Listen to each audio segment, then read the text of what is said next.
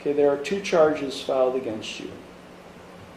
The first charge is operating a vehicle under the influence of alcohol, drugs of abuse, or a combination thereof. That is a first-degree misdemeanor. This would be a first offense in 10 years. But I'm going to explain to you the range of consequences you face, because you're charged under a particular part of the code that alleges that you tested over the high test of 0.17, and the allegations are that your test was a 0.26. So here is the range of consequences you face if convicted. You face a minimum 6 days in jail, or 3 days in jail plus a 72-hour driver intervention program. So that's your minimums, up to a maximum 6 months in jail. So that's the range of incarceration you face. Do you understand that? The minimum fine is $565, up to a maximum fine of $1,075. Do you understand that? Yes, sir. The court could, it's entirely optional for the court, but I could order you into treatment for substance abuse and or mental health purposes. Okay?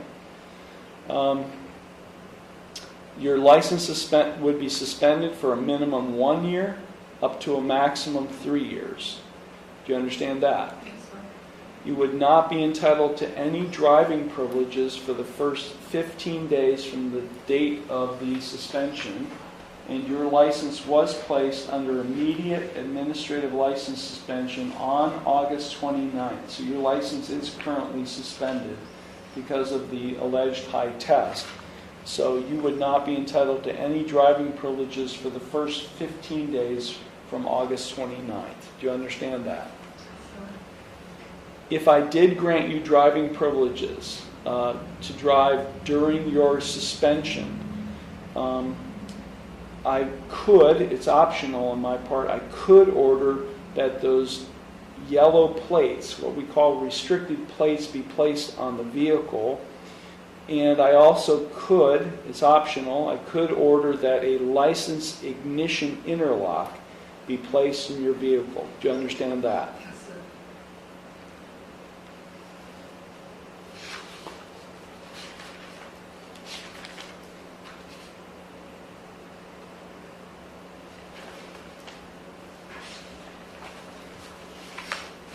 And your vehicle is not subject to immobilization.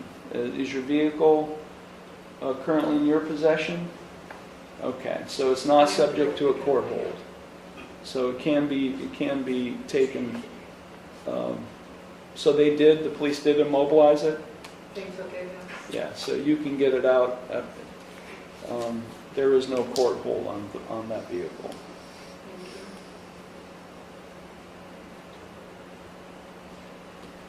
Thank you. And this does carry a 6-point violation. Do you understand that? Yes, sir. The second charge is failure to control. This is a minor misdemeanor. It's punishable by a maximum $150 fine and court costs. Do you understand that? Yes, sir. Finally, well, there's a couple other points. The officer checked the box on the ticket that indicated you failed to provide proof of insurance in the vehicle you're driving that day. Okay. I need to explain to you that if you're not able to provide proof of insurance to the court, then you do face a non-compliance license suspension. Do you understand that? Yes, sir. Okay. Do you want to see that No, now? that's something you'll have to provide in paper or digital format to the clerk Okay. at the window. We don't look at people's phones. You'll have to find a way to send that to us. And also, if you're convicted of driving under the influence or operating a vehicle under the influence in this case, and then are charged at any time in the future with driving under influence, this conviction could serve to enhance the severity of any future OVI charge. Do you understand that? Yes, sir. Okay, we'll start with the first charge of operating a vehicle under the influence, a first-degree misdemeanor. How do you plead to this charge? No contest.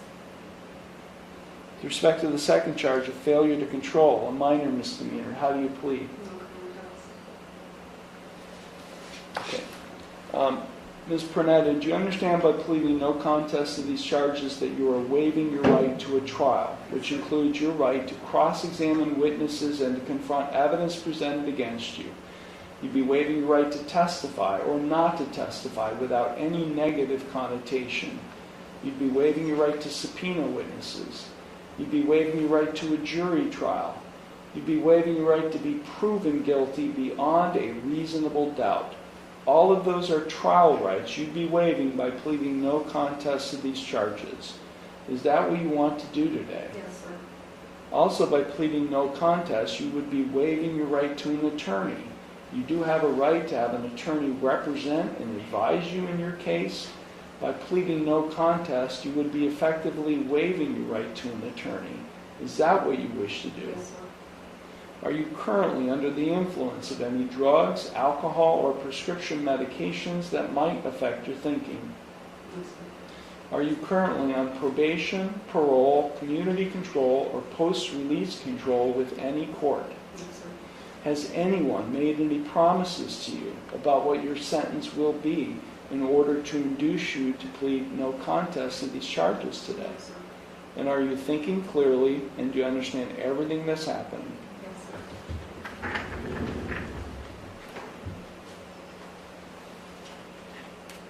Do you read and write English for the record? Yes, sir.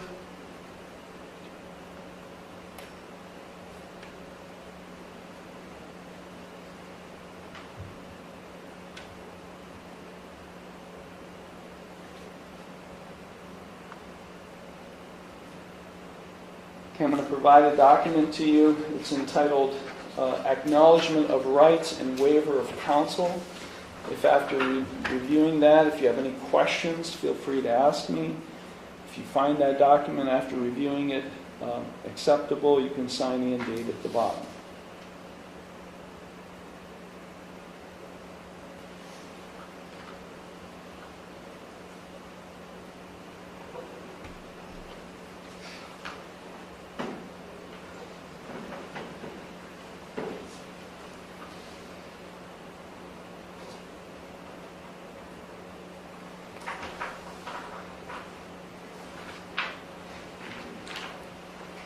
Court does find Ms. Pernetta has executed in open court the written acknowledgement of rights and waiver of counsel document.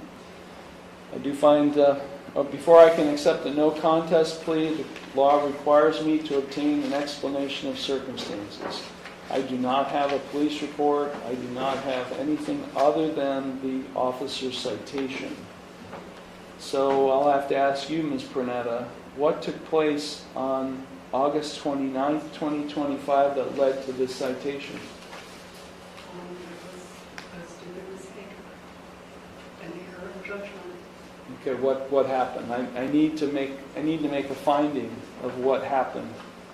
It was the weekend of my brother's passing from an overdose. So what happened? What happened that led to this citation? I was out with friends and drinking. Okay.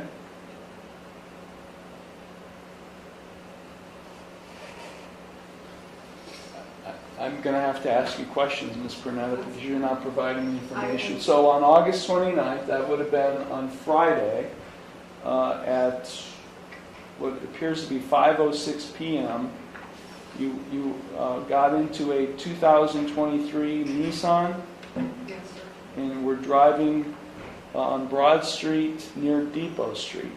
Yes, sir. And prior to that, you had been drinking alcohol, Yes, sir. and you believe you pled no contest. You believe that the 2.6 or 0.26 represents the blood alcohol level that was in your body at the time of the offense. Yes, sir. Okay, I do accept the explanation of circumstances. I do find the defendant's plea of no contest to both charges to be knowing, voluntary, and intelligent. The court will accept the no contest plea, and I will therefore find her guilty of both charges.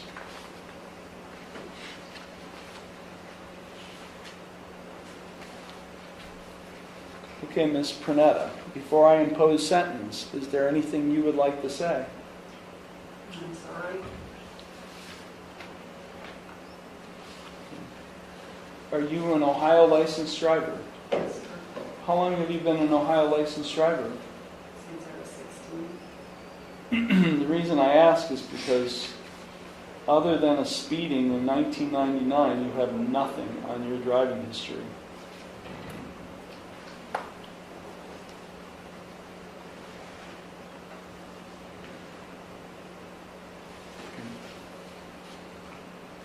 Is there anything else you'd like to say?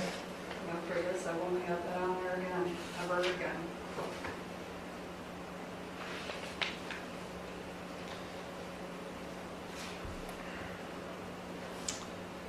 Okay, on the OVI charge,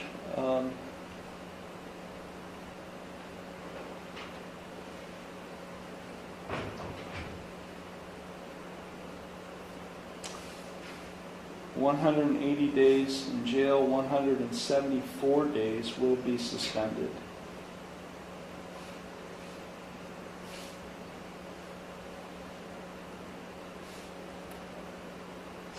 She will have to spend 3 days in jail. I will give her credit for the other 3 days in lieu of 3 days to attend and complete a 72-hour driver intervention program.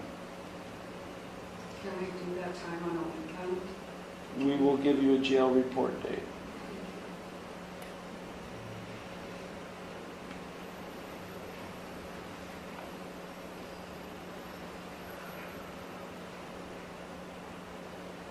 Do you live in town?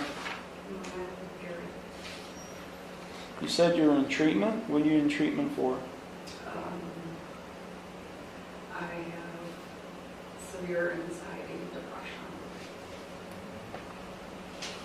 So it's mental health related, it's not substance abuse? Not substance abuse. Where do you receive your treatment from? What? Which agency? I have a psychiatrist through university hospitals.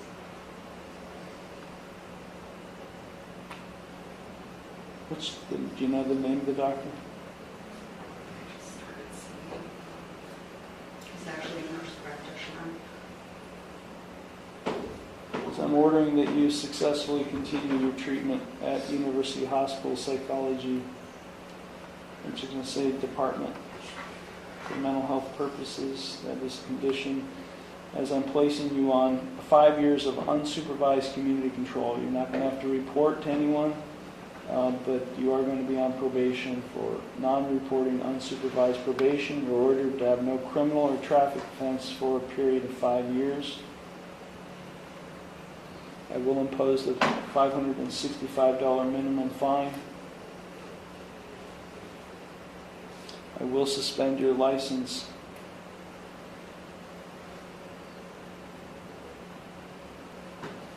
for 18 months. I will give you a credit, and I will impose the I will terminate the administrative license suspension that has been imposed. I will commence the license suspension on the date of the offense of August 29th of 2025. Can I ask you a question? You said after 15 days I can have no privileges. Right. I will grant limited driving privileges after 15 days.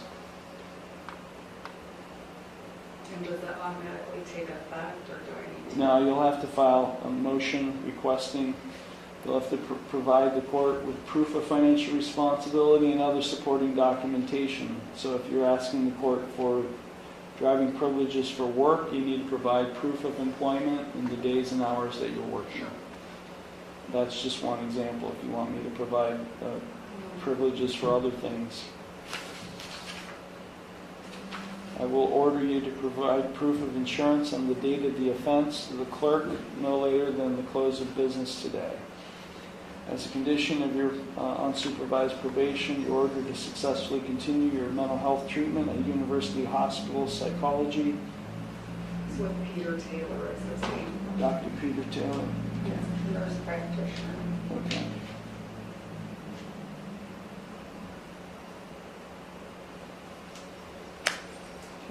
I'm ordering you not to purchase, possess, or consume any alcoholic beverage or drug of abuse or any pseudoephedrine product or go into any bar or liquor establishment for a period of 5 years.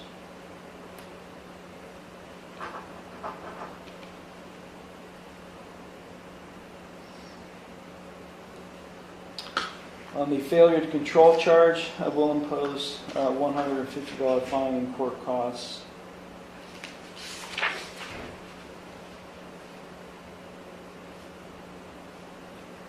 I am advising you of your right to appeal, without cost, of your right to have counsel appointed on appeal without cost, of your right to have documents provided to you necessary to file an appeal without cost, and of your right to have a notice of appeal timely filed on your behalf. Okay, Ms. Pranetta, your total fines and costs are going to be somewhere in the neighborhood. The clerk will give you the exact amount owed at the window. They're going to be somewhere in the neighborhood of $900 or so. Are you able to pay that today, or how much time do you need to pay it in full? A couple months.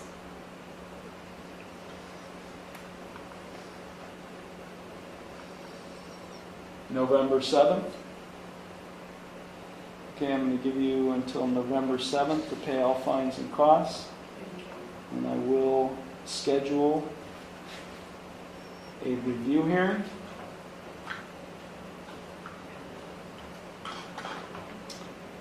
After November 7th to ensure that you've paid in full. If you have not paid in full, you must appear for that hearing. If you paid in full, we will cancel that hearing.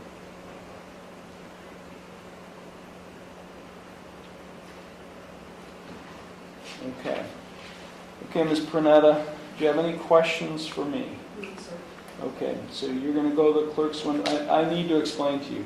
If over the next 5 years you're found to have violated in any way your probation, in other words, if there's a report, a police report, or otherwise, the court, the probation department, or the prosecutor coming to information on, and they file a probation violation complaint against you, and you are found to have violated your probation, I could impose up to 174 days in jail. I could change you from unsupervised to supervised probation, and or I could impose more restrictive community control sanctions, more restrictive than what I've already imposed. Do you understand all of that? Do you have any questions again? Okay, you can go to the clerk's window and they will take care of it. Thank you.